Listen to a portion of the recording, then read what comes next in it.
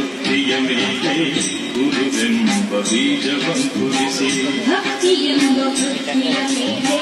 ಗುರುವೆಂಬ ಬೀಜವಂಕುರಿಸಿ ಭಕ್ತಿಯೆಂಬ ವೃತ್ತಿಯ ಮೇಲೆ ಗುರುವೆಂಬ ಬೀಜವಂಕುರಿಸಿ ಭಕ್ತಿಯೆಂಬ ವೃತ್ತಿಯ ಮೇಲೆ ಗುರುವೆಂಬ ಬೀಜವಂಕುರಿಸಿ ಲಿಂಗವೆಂಬ ಎಲೆಯಾಗಿತ್ತು ಲಿಂಗವೆಂಬ ಎಲೆಯಾಗಿತ್ತು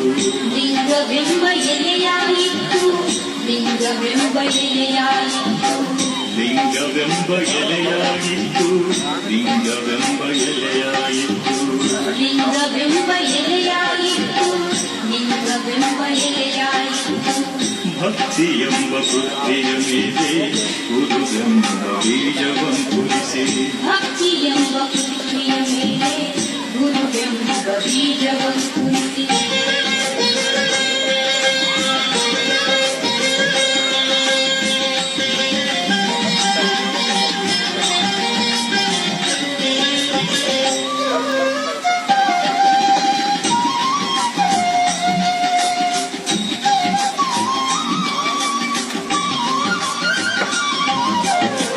ಲಿಂಗವೆಂಬ ಎಲೆಯ ಮೇಲೆ ವಿಚಾರವೆಂಬ ಹೂವಾಗಿತ್ತು ಲಿಂಗವೆಂಬ ಎಲೆಯ ಮೇಲೆ ವಿಚಾರವೆಂಬ ಹೂವಾಗಿತ್ತು ಲಿಂಗವೆಂಬ ಎಲೆಯ ಮೇಲೆ ವಿಚಾರವೆಂಬ ಹೂವಾಗಿತ್ತು ಲಿಂಗವೆಂಬ ಎಲೆಯ ಮೇಲೆ ವಿಚಾರವೆಂಬ ಹೂವಾಗಿತ್ತು ಆಚಾರವೆಂಬ ಕಾಯಾಗಿತ್ತು ಆಚಾರವೆಂಬ ಕಾಯಾಗಿತ್ತು ಹಣ್ಣಾಯಿತು ನಿಷ್ಪತ್ತಿಯೆಂಬ ಹಣ್ಣಾಯಿತು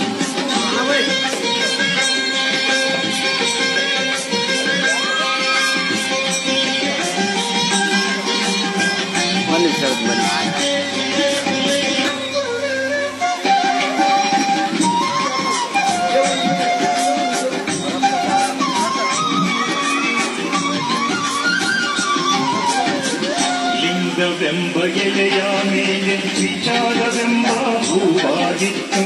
ಲಿಂಗವೆಂಬ ಎಲೆಯ ಮೇಲಾಯಿತು ಆಚಾರವೆಂಬ ಕಾಯಾಗಿತ್ತು ಆಚಾರವೆಂಬ ಕಾಯಾಗಿತ್ತು ನಿಷ್ಪತ್ತಿಯೆಂಬ ಹಣ್ಣಾಯಿತು ನಿಷ್ಪತ್ತಿಯೆಂಬ ನಾನು ಜೋರಾದ ಚಪ್ಪಾಳೆಯೊಂದಿಗೆ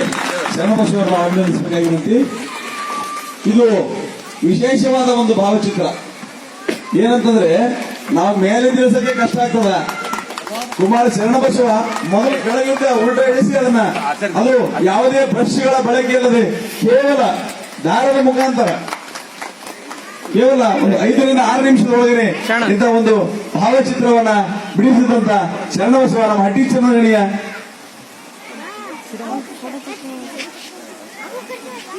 ನಾನು ನೀಟಾಗಿ ಹೊಡ್ಕೊಂತೀನಿ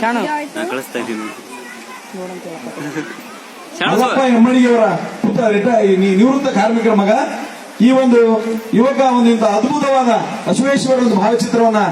ಈ ಒಂದು ವೇದಿಕೆಯಲ್ಲಿ ಕೇವಲ ಒಂದು 6-7 ನಿಮಿಷದಲ್ಲಿ ಈ ಒಂದು ಭಾವಚಿತ್ರ ತೆಗೆದಕ್ಕಾಗಿ